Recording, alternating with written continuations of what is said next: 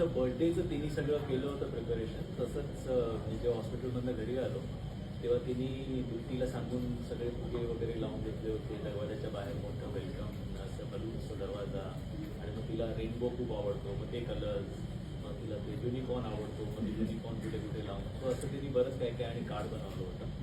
तिने ते डॉक्टरांसाठी एक कार्ड बनवलं होतं की thank you so much for making my dad, असं तिने केलं होतं. पण शी वॉज व्हेरी एक्सायटेड.